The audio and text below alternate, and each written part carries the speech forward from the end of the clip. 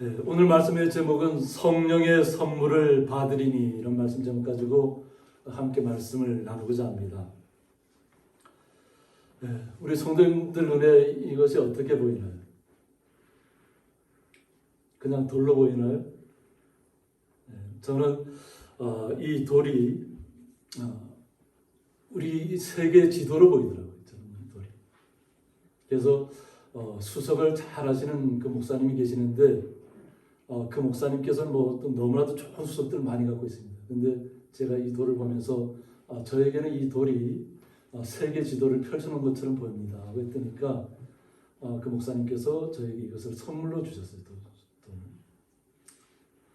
그래서 제가 오늘 성령 강림절 주일 말씀을 생각하면서 느끼는 것이 뭐냐면, 보면 제 마음에 보면 돌 같은 마음이고 또 미련하고 무지했던 사람인데, 어떻게 제가 복음을 전하는 증거자로 이 자리에 서 있었을까?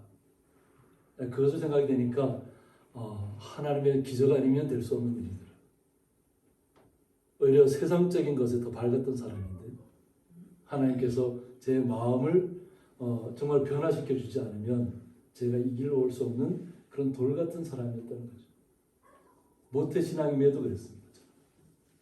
그러니까 우리가 믿음을 갖는다고 해서 우리의 마음의 변화가 급격하게 이루어지지는 않습니다. 근데 그 변화가 이루어졌다고 해도 어떤 때는 불같은 마음을 가지고, 제가 예전에 한번 간증했던 것처럼 고등학교 때는 하나님 말씀을 듣고 집까지 뛰어올 때 껑충껑충 뛰어왔다고 그랬어요.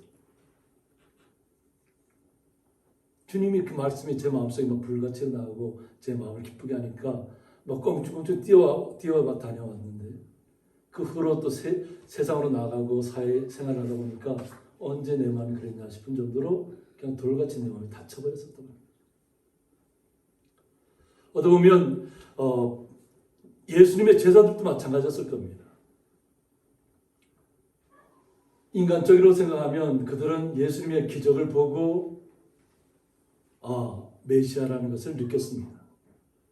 그런데 그때만 해도 그들이 온전한 마음을 깨닫는 것이 아니라, 내가 예수님 곁에만 있으면 내가 어떤 것도 할 수 있겠다, 그런 마음을 가졌어요.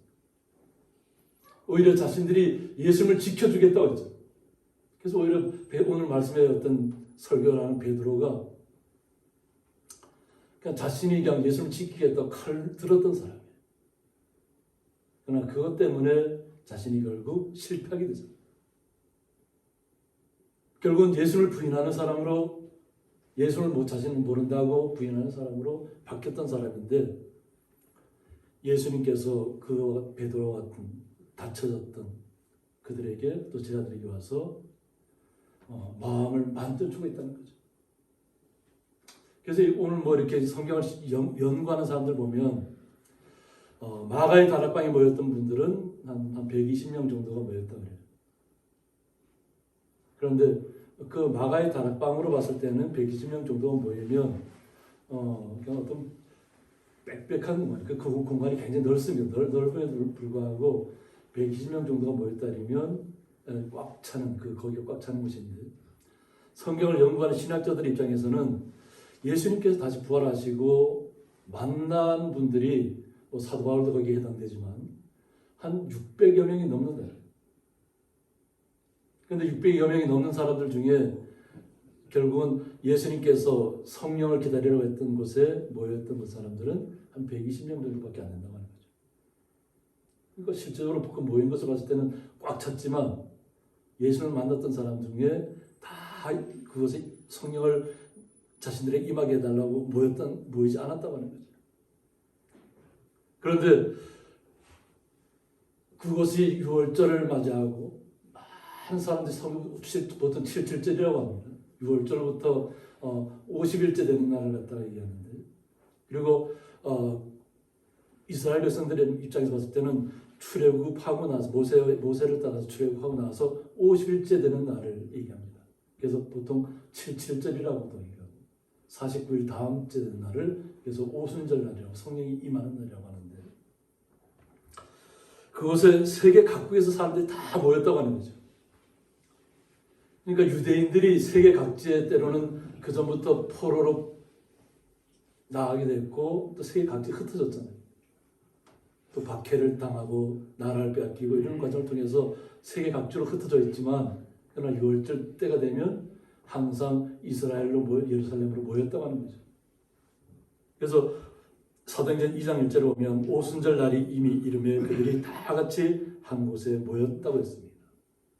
그러니까 예수님의 제자들 120여 명하고 그리고 그 예루살렘을 꽉 채웠다고 하는 거죠. 예루살렘이 있는 곳에 세계 각국에서 사람들이 다 몰려왔다고 하는 겁니다. 그러니까 얼마나 정말 우리가 표현하려고 하면 정선 장날되면 어떤가요?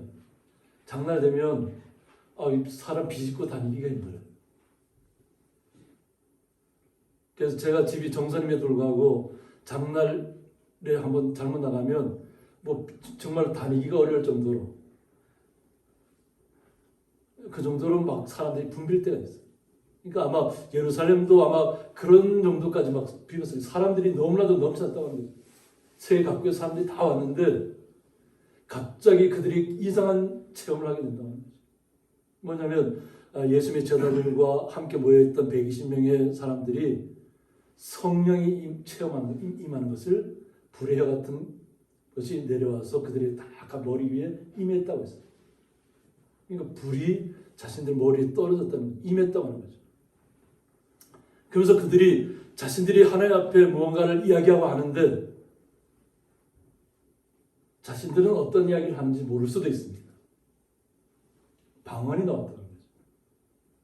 자신들은 다른 나라의 말을 배워본 적이 없잖아요. 또 예수님의 제자들은 어부잖아요. 그러니까 고기 잡는 것밖에 몰랐던 사람들이니까 다른 나라의 말을 한다는 것은 이해할 수 없는 일들이죠. 그런데 그곳에 모여있던 그 예루살렘을 가득 메웠던 사람들 소리에 들려오는 것이 뭐냐면 각각 자기 나라의 언어로 들리기 시작했다. 자기 나라 말로. 제자들은 자신들이 어떤 말을 하는지도 모를 수 있지만 그것을 듣는 사람들은 자신의 나라의 언어로 소리가 선명하게 들려왔다는 것이죠. 그러니까 자신들이 이해할 수 없다고 하는 거죠. 어떻게 자신들은 먼 나라에서 왔는데 어떻게 자신들의 언어로 난생 처음 보는 사람들이 그런 이야기를 할 수 있냐고 하는 거죠. 그래서 오히려 제자들과 120명 사람들 갖다가 술이 취했다. 뭔가 이 사람들이 정말로 술이 취했으니까 이런 언어가 자신들을 할 수 있는 것 아니냐고 얘기하는 거죠. 우리 성도님들이 만약 술이 취했다면 어떤 세계 각국의 나라 언어를 할 수 있을까요? 아주 술이 많이 취했어요. 그러면 내가 갑자기 배우지도 않았던 나라의 언어가 막 내 입에서 막 나올 수 있나요? 그것은 성령이 함께하지 않으면 할 수 없는 일입니다. 그러니까 성령님이 각 120명의 사람들에게 임했지만 120명 사람들이 각각 자기들이 무슨 말을 하는지 모르게 막 이야기를 했다고 할지라도 그곳에 왔던 예루살렘을 가득 메웠던 사람들이 각각 자기의 언어로 주님께서 하시는 말씀을 듣고 있다고 하는 거죠. 성령님. 그런데 이것이 놀랍다고 합니다. 그러니까 처음 그들이 믿겨지지 않으니까 오히려 그런 이야기를 하는 사람들은 술이 취했으니까 뭔가 이상한 사람들이다. 뭔가 정신이 잘못된 사람들이라 이렇게 판단했겠죠. 왜 자신들로서는 이해할 수 없다는 얘기죠. 이해할 수 없기 때문에. 그런데 그때 베드로가 나서서 이야기를 합니다. 자신들은 지금 술 취한 것이 아니라는 거죠. 때가 제3시라고. 지금 한낮이라는 거죠. 자신이 술이 취해서 자신이 이야기를 하는 것이 아니라 주님께서 자신들이 임해서 주님께서 하라고 하는 말을 자기들이 하고 있다는 것이죠. 그러면서 그곳에 모인 모든 유대인들에게 뭐라고 하냐면 세계 각국에서 모인 유대인들에게 너희들이 주님을 십자가에 못 박았다고 얘기합니다.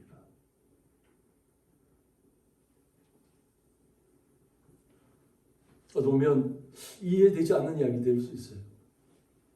실제로 예수님을 십자가에 못 박았던 분들은 대제사장과 서기관과 바리새인들이 어떻게 보면 주동했던 사람들이 예수님을 십자가에 못 박으라고 선동했다고 볼 수밖에 없잖아요. 그런데 유대인들을 향해서 너희들이 십자가에 못 박았다고 얘기합니다. 그러면서 지금까지 있었던 이야기들을 다 그곳에서 이야기해 주는 거죠. 그러면 이 말씀을 받아들이는 사람들이 입장이 어떨까요? 아, 나는 저 먼 데 사람, 외국에서 살다 왔으니까 나는 아무 관계 없다고 얘기할까요? 하나님의 은혜가 임하니까 그들의 마음에 변화가 일어났다는 겁니다. 그들이 베드로가 하는 이 말을 듣고 마음에 찔렸다고 했습니다. 마음에 강한 찔림이 왔다는 거죠. 그 찔렸다는 얘기가 뭐냐면 카타니소라고 해서 간통하여 뚫다, 우리의 어떤 뚫고 지나갔다는 거죠. 우리의 어떤 보면 뭐 보통 우리가 화살을 갖다 이렇게 영화 같은 데서 보면 전쟁터에서 화살을 쏘면 화살이 그 심장을 간통하고 지나가는 경우가 있어요. 정말로 정확히 쏘자면 그렇게 안 되겠죠. 보통은 박히고 말겠죠. 그런데 어떤 외부적인 뭐 창이나 칼이나 이것을 사용하지 않았음에도 불구하고 우리의 마음을 간통하고 뚫고 지나갔다. 충격적인 일이 내 마음속에서 일어났다는 거죠. 그래서 화살이 가슴을 간통한 것처럼 심령이 괴롭고 고통스러운 상태로 빠졌다는 거예요. 그러면 죽을 것 같은 마음이 된 거죠. 죽을 것 같은 마음. 어떤 우리가 죽음을 맞이하는 순간들이 있어요. 죽음을 맞이하는 순간. 저도 죽음의 순간을 한 6번 정도 겪었는데 그 죽음의 순간이 임박했을 때 너무나 고통스러워요. 숨을 쉴 수가 없어요. 예전에 한번 제가 그랬던 적이 있어요. 그것이 주일날이에요. 저희 정선에 계신 어머니가 혼자 이거 시골에 교회 와서 사역교회 와 있으니까 그때마다 유교회가 저쪽 건너편에 있을 텐데 아주 그냥 인삼 좋은 것, 아주 그냥 인삼 좋은 걸 저한테 그냥 그 건강을 잘 챙기라면서 주셨어요. 큰 것을. 근데 보통은 내 눈은 떼고 먹어야 되잖아요, 그죠?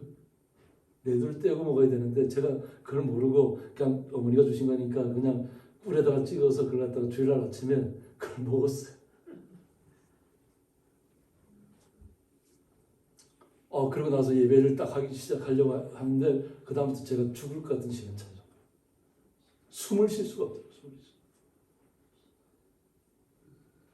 주일날인데 제가 설교를 못하고 바로 죽을 수 있는 환경에 처했다는 거예요. 모든 것이 막 숨이 막혀오고 모든 것이 다 무너지는 것 같고 아무것도 할 수 없는 상황 속에서 제가 하나님 앞에 기도했던 것이 있어요. 하나님 그래도 주일날이니까 제가 설교만 하고 죽게 해달라고 했어요. 주일 다 성도들이 다 오는 날인데 제가 죽으면 어떻게 되겠어요? 근데 저는 막 숨이 끊어질 것 같고. 근데 하나님께서 다시 그래도 다시 이렇게 회복시켜줘서 그날 설교를 무사히 다 전하게 했어요. 그리고 다시 그 후에 이제 다시 몸이 다시 회복이 됐는데 아마 그런 아마 이렇게 관통하고 깨뚫었다는 얘기가 아마 우리 성도님들 마음속에도 아마 그런 시간들이었을지 몰라요. 그것을 모였던 모든 사람들이 자신들이 지금까지 뭐 자신들은 하나님을 섬긴다고 하면서 살아왔던 사람들인데 예수님에 대해서는 오히려 배척했고 예수님을 죽이라고 한 것에 자기들의 선조들이 다 내몰았던 사람들이 그것을 깨달았다는 거죠. 근데 그들은 보면 먼 나라에서 왔는데 어떻게 자기들에게까지 심장을 깨뚫는 같은 자신에게 뭐 모든 것을 간통한 것처럼 같은 고통의 시간이 찾아왔다는 거죠. 말씀을 들었는데 그 말씀이 자기를 완전히 그냥 뚫고 지나갔다는 거죠. 그러니까 그 사람들이 베드로와 다른 사람들이 물어리되 형제들아 우리가 어찌할꼬. 그러면 우리가 지금 이렇게 마음의 찔림을 받고 고통스러운 시간이 찾아왔고 정말 유침의 시간들이 찾아왔는데 우리가 예수님을 갖다가 십자가에 죽인 메시아라고 못 알아본 사람이라는 것을 깨달았는데 그럼 우리가 어떻게 해야 되나? 방법이 어떤 방법으로 주님을 온전하게 우리가 믿음으로 받아들여야 하냐는 거죠. 그럴 때 베드로가 하는 얘기가 뭐냐면 너희가 회개하라고 했습니다. 돌이키라는 겁니다. 이전까지 살아왔던 삶에서 완전히 모든 것을 회복하고 돌아오라는 겁니다. 그러니까 우리가 이제 생각할 때 회개이면 내가 뭐 한 가지 잘못을 저질렀을 때 그것을 갖다 주님의 전 나와서 회개하고 이거 같은 일을 안 하겠습니다 하고 그냥 그 순간에 회개하고 돌아가서는 또 세상 사람으로 나가는 그런 것을 얘기하는 것이 아닙니다. 완전히 돌이키는 것을 얘기합니다. 완전히. 하나님을 이라고 믿었던 우리 자신들이 섬겼던 것이 이 땅에 오신 예수님이 진정한 메시아였다는 것을 고백하는 시간들이죠. 그냥 추상적인 관념적인 하나님이 아니라 이 땅에 우리에게 오셔서 우리를 위해서 희생하시고 십자가에 달려 돌아가신 그 주님에게로 온전히 우리의 삶이 바뀌어지는, 방향이 바뀌어지는 거죠. 제가 처음에 보여드렸던 그 돌이 여러분에게 세계 지도로 보이나요? 아니잖아요. 제 눈에만 그렇게 보이는 거예요. 제 눈에만. 제 마음속에.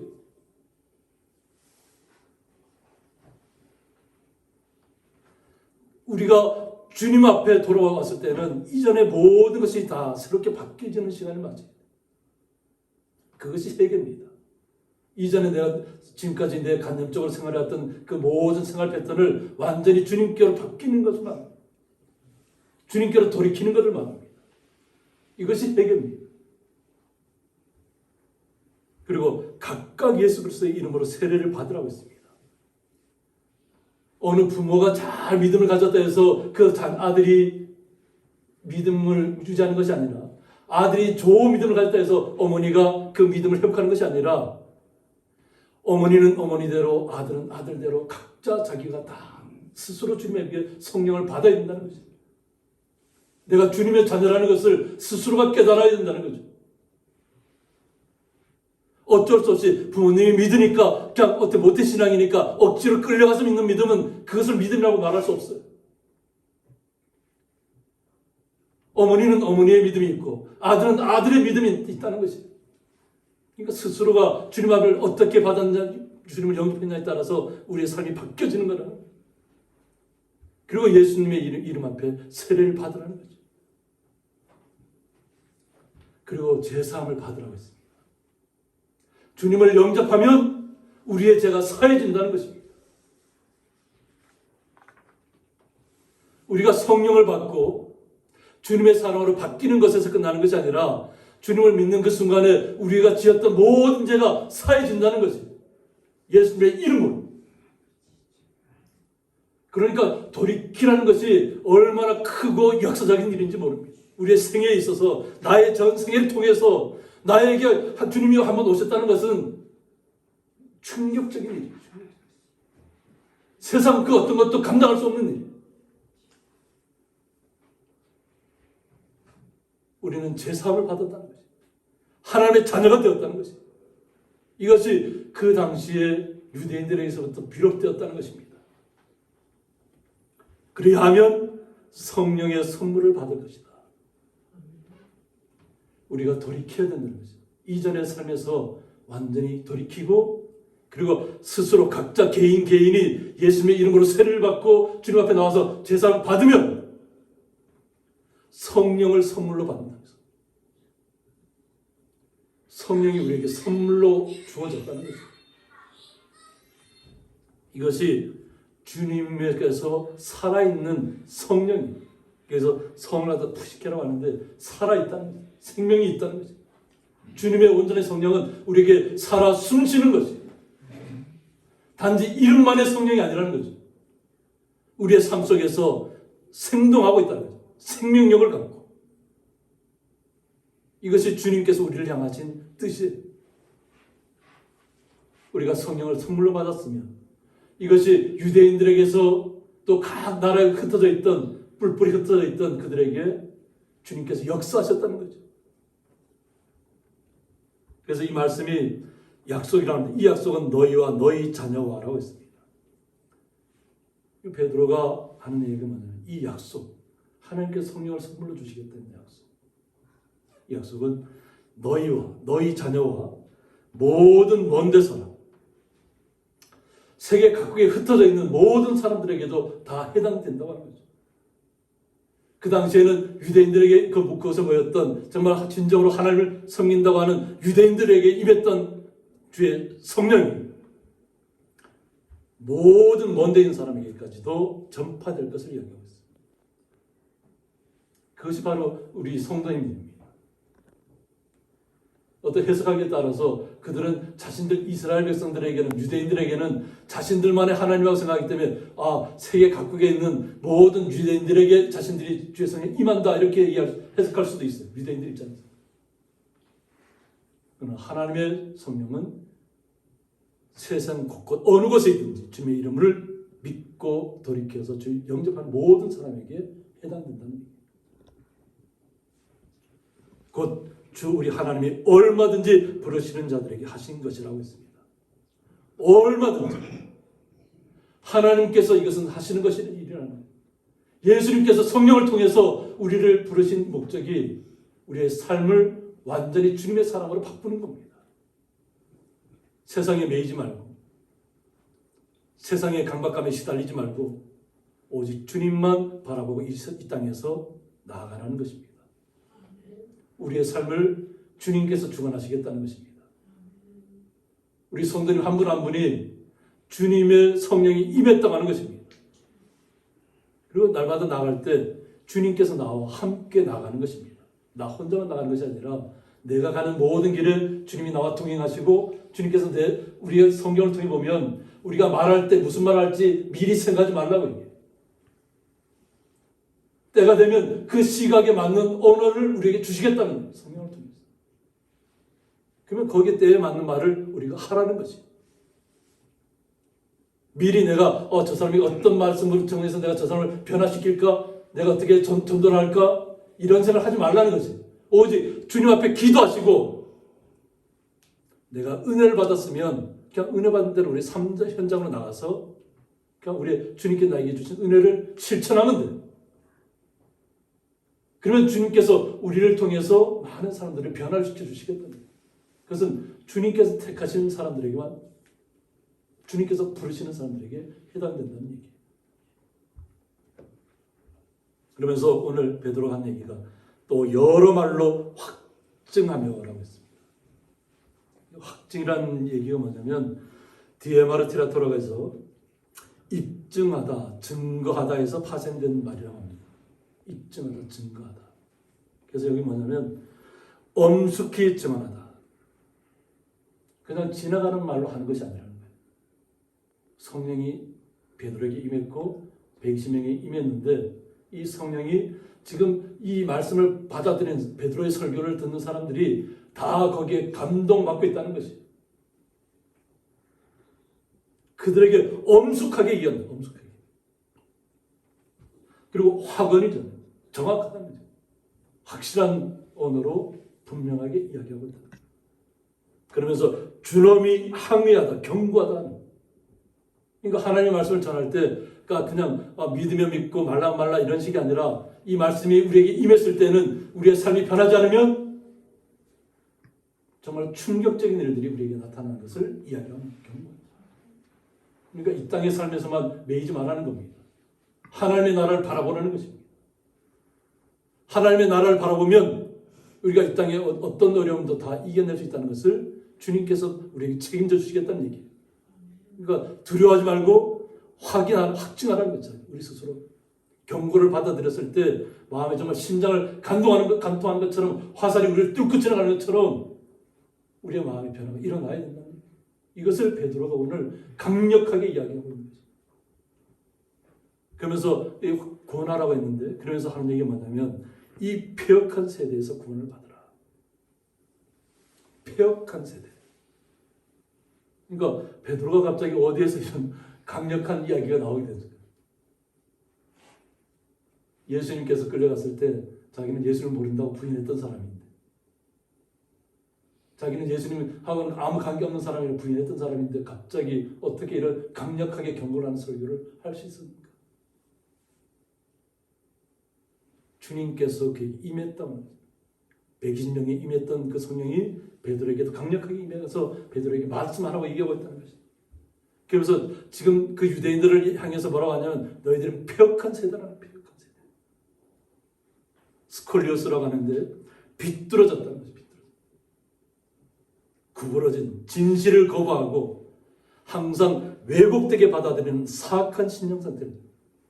그냥 말씀을 말씀대로 받아들이고 내 삶에 변화를 일으키면 되는데 자꾸 그 말씀을 곡해한다는 거죠. 자기 생각하고 싶은 대로만 해석한다는 거죠. 이 말씀이 나에게 믿기지 않는다. 어떻게 하나님께서 어떻게 예수님께서 이 땅을 우리를 영원한 세계로 인도하실까? 하나님 나라가 과연 있을까? 그들 스스로가 믿지 못하는 거죠. 그들은 어떤 것을 바라볼까요? 우리 성도님들은 지금 어떤 것을 바라보고 있나요? 지금 세상이 혼돈스러워요. 우리가 기도하고 있지만 우크라이나와 러시아는 전쟁 속에서 정말 폐허가 되는 삶을 살고 있어요. 그런데 거기에서 끝나는 것이 아니라 미국에도 홍수가 나죠. 큰 홍수가 나고 브라질에도 홍수가 나고 뭐 인도에도 홍수가 나고 지금 가까이 있는 일본도 홍수가 나고 갑자기 일본 바다에서 그냥 효리가 이는 바람이 막 불고 우박이 떨어지는데 우박이 그냥 온통 도쿄 지역을 갖다가 막 강탈했다.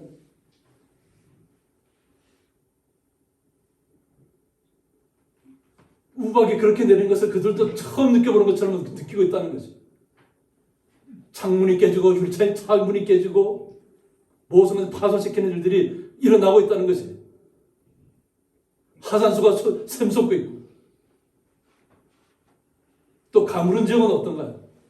지역마다 다 땅이 쩍쩍 갈라지는 일들이 벌어지고 있어요. 우리나라만 그런 것이 아니라 지금 세계 곳곳에 홍수가 난 곳에는 홍수 때문에 난리가 났고, 그러니까 메마른 땅에는 정말 쩍쩍 갈라져갖고 아무것도 거둘 수 없는 그런 상황이 왔다는 거예요. 세상만을 바라보면 어떤 보면 소망이 없는 것처럼 느껴질 때가 많아요. 그나마 우리 고향이 지역은 돌로 된 땅이고 뭐 그래도 아침 저녁으로 선선한 기운이 있어서 그래도 식물들 땅이 갈라지는 일은 없잖아요. 그래도 돌이 많은 지역은 수분을 머금고 있기 때문에 땅이 갈라지지 않습니다. 그런데 정말로 부드러운 흙만을 갖고 있는 땅들은 쩍쩍 갈라져서 물을 대지 않으면 안 되는 상황들이 발생하고 있다는 것이죠. 지금 우리나라 곳곳에 소방관들이 지금 논에 물을 대기 위해서 또 어떤 물이 필요한 곳에 물을 공급하기 위해서 얼마나 고군분투하고 있는지 몰라요. 산불 난 곳에는 또 산불 끄기 위해서 또 가야 되지만. 우리가 현실적으로 들어가 보면 막막합니다. 막막해. 과연 무엇을 거둘 수 있을까? 무엇이 소출을 얻어낼 수 있을까 싶을 정도로 막막한 시대를 살고 있어요.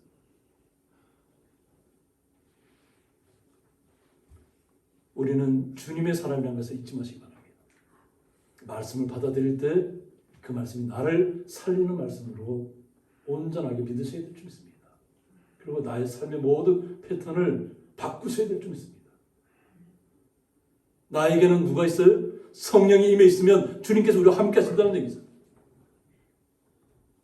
그런데 우리는 이미 성령이 임했지만 지금 이 말씀을 듣는 베드로의 설교를 듣는 사람들은 처음 이 성령을 경험하고 있는 거예요.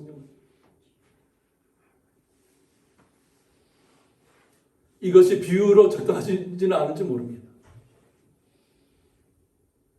저는 어렸을 때부터 술을 마셨다고 그랬죠. 처음 술을 마셨을 때 소주를 그 당시 군학교 때부터 저는 집에서 모르줄 마셨지만 처음 제 정산에 있는 비봉산에 올라가서 처음 소주를 마셨는데 너무 기분이 좋더라고요. 야, 소주를 처음 마셨는데 기분이 이렇게 좋을 수가 없어. 제가 안 마셔본 술이 없습니다. 뭐 꼬냑서부터 시작해서 별의별 술을 다 마셔봤어요. 그런데 처음 느꼈던 내가 기분 좋았던 것은 아무리 찾을 수가 없어요. 처음에 느꼈던 어떤 내 정말로 느꼈던 그 감정들. 아마 저는 마약을 해보지 않았지만 마약을 했던 사람들이 그런 것 때문에 마약에 빠지는 것이에요. 그러니까 마약을 하면 처음에 뭐 황홀하다 그래요. 모든 것이 황홀하다. 자신은 잠들어 있고 그냥 아무것도 모르지만 자기 꿈속에 있지만 황홀한 세상을 느끼는 거예요. 깨고 나면 현실 속에서는 그것이 없어요. 그런데 그 꿈속의 시간이 너무 좋아서 계속 그 마약을 투약하는 거죠. 근데 마약을 투약하는 사람들이 처음에 느꼈던 그 기분을 느낄까요? 처음에 느꼈던 기분을 느낄 수가 없어요. 찾을 수가 없어요. 그럼 결국 폐인이 되고 고통스러운 자리에 가는 거예요. 우리는 주님을 받아들일 때 온전하게 받아들이셔야 되죠. 어떤 나의 기준에 맞추지 마세요. 주님의 말씀에 나의 기준을 맞추시기 바랍니다. 그곳에 모였던 사람들이 변화를 받았다는 거죠. 예루살렘을 가득 메웠던 세계 각국에 흩어져 있던 유대인들이 그곳에 와서 놀랍게 자신들에게 충격적인 일들을 자신들이 감당하게 되는 시간들입니다. 그래서 그 말을 받은 사람들은 세례를 받으며 이날의 신도의 수가 3,000이나 되었다. 베드로의 설교를 듣고 그날 하루 동안에 3,000명의 사람들이 변화를 받았다는 거죠. 직접으로 오순절에 성령을 받은 사람들은 120명의 사람들인데 오히려 베드로 한 사람의 설교를 통해서 3,000명이나 되는 사람들이 마음의 변화가 일어났다는 거죠. 그들의 심장을 감동하는 일들이, 깨뜨리는 일들이 지금까지 자신이 알고 있던 세상에서 벗어나는 일이 발생했다는 것입니다.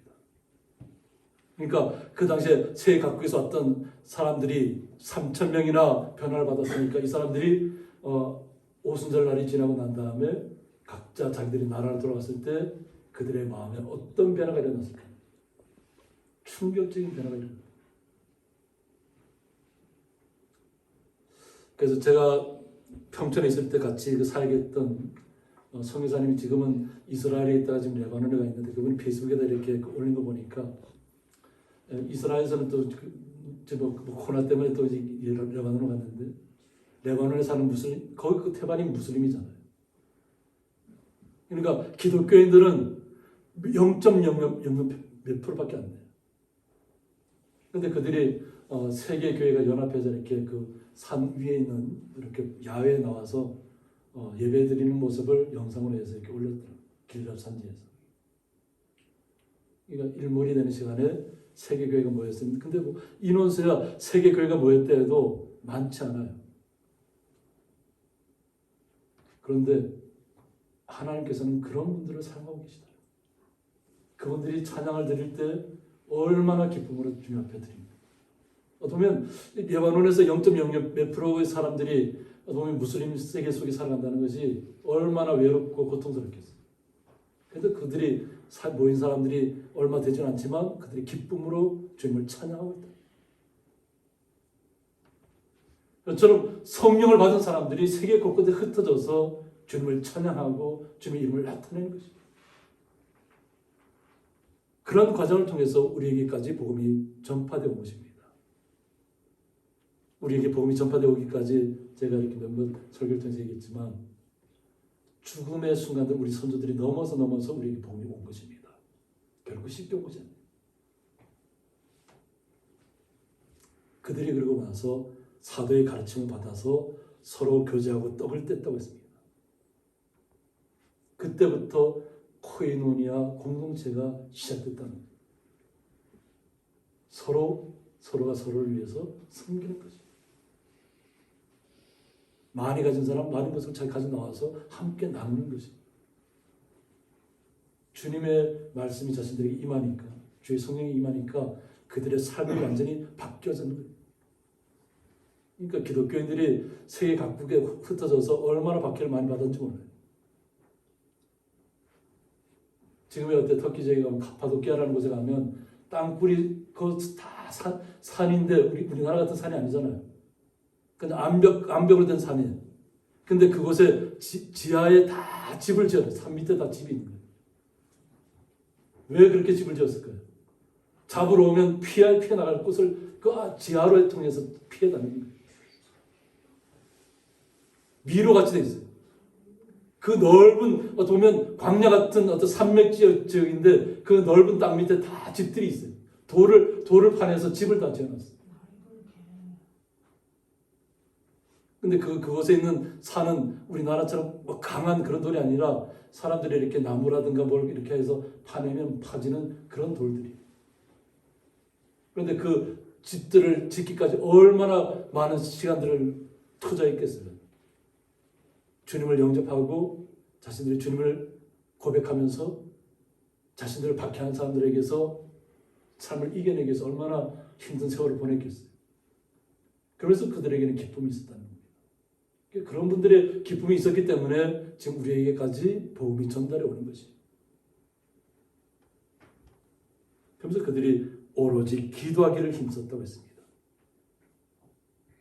그러니까 기도하기를 힘썼다 하는 것은 뭐냐면 자신의 모든 생애를 다 내어놓는 것처럼 힘썼다는 얘기입니다. 이것이 프로스칼테르오로 해서 이것이 그냥 뭐 어떤 그냥 뭐 순간적으로 뭐 땀 흘리고 뭐 이런 것이 아니라 정말로 모든 전심전력을 다해서 그냥 오직 주님께서만 우리의 모든 삶을 주관할 수 있다는 것을 고백하는 그런 시간이에요.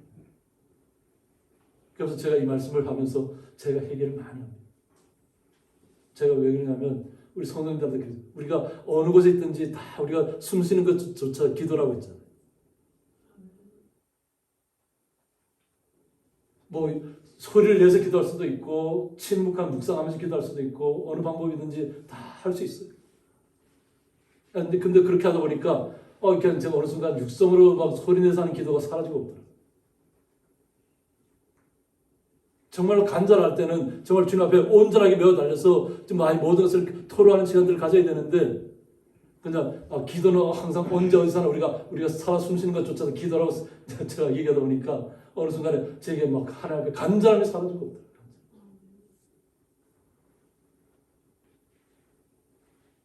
우리가 간절히 주님 앞에 메어 달리는데 그 간절함이 사라지면 안 된다.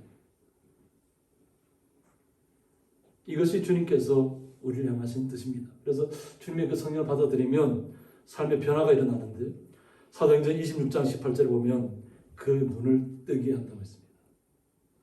우리의 눈을 뜨게 해주는데 그 눈에 뭐냐면 어둠에서 빛으로 오라고 했습니다. 우리의 시각이 나의 모든 지금까지 왔던 간접적인 것들이 완전히 새롭게 변화될 것을 얘기합니다. 그러니까 우리는 눈에 보이는 것만을 믿잖아요. 그죠? 눈에 보이는 것만이 현실인 것처럼 느껴지잖아요. 그런데 우리의 영안이 뜨여지면 어둠 속에 갇혀있던 내 마음이 환하게 열리는 좀 있습니다. 그리고 우리의 삶이 항상 빛 가운데 거하시는 좀 있습니다. 우리 성도님 한 분 한 분의 삶이 주님께서 함께 하시는 빛 가운데로 걸어가는 삶이 될 좀 있습니다. 그렇게 되면 사탄의 권세에서 하나님께로 돌아오게 한다고 했습니다. 이 세상은 예수님께서 말씀하셨잖아요. 사탄의 권세 아래에 놓여 있다고. 이 세상이. 우리가 눈에 보이는 세상은 사탄의 권세 아래에 있지만 우리는 영원한 하나님의 나라를 소망하며 살아갑니다. 그런데 이곳에서 하나님께로 돌아오게 하는 역할을 주님의 성령이 임했을 때 일어난다는 거죠. 그러면 오늘 말씀에서 했던 것처럼 제사함이 일어나는 거예요. 우리가 그동안에 지었던 모든 것들을 주님을 믿는 그 순간에 다 주님께서 책임져 준다는 거예요. 아무리 붉은 죄라고 있다고 해도 정말로 주님께서 깨끗하게 해주시겠다. 그러니까 오직 주님만을 믿으라는 거예요. 나를 믿어 거룩하게 된 무리 가운데서 기업을 얻게 하리라고 했습니다. 주님을 믿어서 우리는 거룩하게 되었습니다. 내 자신이 거룩해서 거룩해진 것이 아니라 정말로 제가 그랬죠. 모태신앙에도 불구하고 돌 같은 내 마음이었다 했죠. 미련했고 무지했던 사람인데 제가 이것을 설교하는 것 자체가 저한테는 기적이고 신비로운 일들이에요. 어떻게 저같이 무지한 사람을 주님께서 이렇게 말씀을 통해서 사용하실까? 우리는 주님 때문에 주의 성령이 우리에게 임했기 때문에 거룩한 주님의 자녀로 변화된 것입니다. 그리고 주님의 기업을 계속 있게 하시겠다.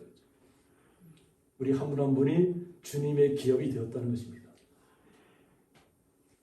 이것이 대대손손 계속해서 믿음의 물결이 흘러가야 될 줄 있습니다. 주님께서 원하시는 것이 우리에게서 끝나는 것이 아니라 우리에게서부터 시작돼서 계속 그 거룩함이 흘러서 대대손손 자손까지 흘러가는 것입니다. 그것을 주님께서 원하신다는 것을 온전히 믿으시고 오늘 정말 성령 강점날 우리의 마음속에 주님께서 주시는 새로운 은혜, 기쁨, 생명의 신비들이 우리 삶 속에서 역사하시기를 주님의 이름으로 축원드립니다. 함께 기도하겠습니다.